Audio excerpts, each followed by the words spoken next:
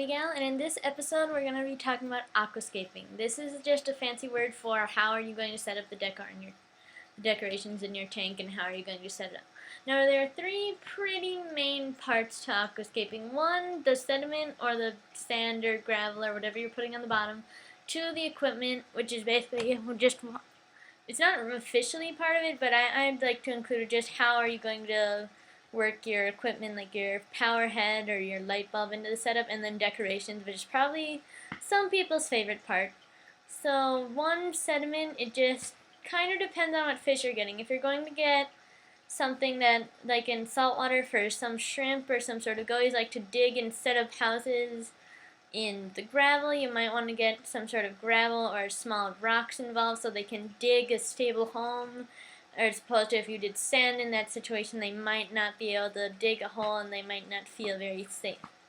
Or, on the other hand, if you had, for instance, a bubble-eyed goldfish where they have those giant sacks of oil next to their eyes, then and if that gets punctured by sharp rock, that is very bad for their health. So in that case, you'd want sand, in that case, or round pebbles, nothing sharp. So make sure to look into the kind of fish you're getting, because some of them cannot stand sharp rocks. Some of them like to have something they can build with, like gravel. There's also for saltwater, there's also something called live sand, which has a lot of beneficial bacteria. So for saltwater, it's something good. Even if you have mostly gravel, just maybe have a little bit of live sand in there to get that bacteria. Not a lot, it'll probably just sink to the bottom, but it's good to have a little bit. So sediment will depend on what kind of creatures you have, something to just look into before you buy your fish and what kind of sediment you want to get. So two, equipment, not really major. It's just where you're going to put the filter, because for some tanks, some fish like high-speed water. Some corals, if you're in saltwater, like higher flow areas. So if you want to know what corals you're going to get, then maybe that sort of designates a certain area for this kind of coral, or this kind of animal will like to hang out in this area. So make sure to just correspond that, or just get the general idea of how that is going to turn out. And also make sure your filter's in an accessible place. For instance, if something, you need to just take it out and tamper with it, because for power outages, if something goes wrong and the filter's having trouble again, a power out, you might just have to take it apart and put it back together properly, let the air out just to get it working. You want to make sure it's not a hassle to get your filter out if you need to do that. So those two parts are easy. Now the decorations is where it gets a little bit complicated and also gives you a whole lot of options. And it's pretty fun to do. So mostly there's a couple of things I'd like to suggest. So some fish, like for, let's say, freshwater, they'll like a lot of plants. For saltwater, sometimes they'll mention a specific type of hard coral or a certain type of branching coral that these fish particularly like to hang out in. Or for instance, clownfish anemones, that's another thing that might work into it.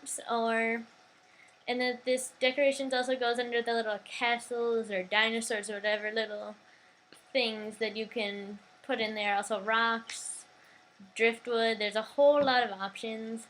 But a couple things that I'd recommend, maybe have one sort of cave-like retreat. It doesn't have to be a humongous cave, but some sort of cave-like, even if it's a small hole. One of the favorite places for some of my fish in my freshwater tank was the driftwood. It has about this big, a tiny little hole in the little bit of driftwood. Sometimes fish just like going through there. It's a little entertaining thing for them. They feel safe. So have some sort of cave-like, even if it's just maybe side of a pod on the overhang or a rock or something sort of slightly cave-like. And for freshwater, it gets either plastic plants or live plants, either one, or a mixture of both. Both will be fine. And that just gives them protection. And another thing, in some fish books they'll say, and I think it might be true, is the more hiding places a fish will have, or maybe invertebrate, then the more safe it will be to come out. Because if it does feel insecure, it can dart to one of any number of hiding places. So that's also something to make sure that you have in your aquarium. You want to make sure there are lots of hiding places. So make sure there's hiding places. Work that into your aquascaping plan. So either if you want to work for freshwater, if you want to have a lot of of those decorations, sort of like little castles or T-Rexes or dinosaurs or whatever it is that they sell. You can buy those, or you can go for a more natural look, which would include live plants, some driftwood, maybe a couple of big rocks here and there, and that's another style too. So that's some of the possibilities for freshwater. Saltwater can get really fun and really interesting. So there's lots of rocks you can purchase for saltwater. You can get live rock, which I also highly recommend. It'll pretty much give you a pretty good infestation of little small, not insects, little tiny aquatic invertebrates like amphipods. Sometimes you'll find little dots. I don't know what the official name is, but you'll get lots of little critters about the size of dots crawling along the glass. And then that's also good if you want to get other certain kinds of fish that eat only these little microscopic creatures. Also, if your fish will, even if that's not necessarily what their diet focuses on, they'll eat that anyway, and it just provides for a healthier tank. You can also get lots of free scavengers like bristleworms that way. Sometimes there's a chance of getting a mantis shrimp, which is kind of a pest.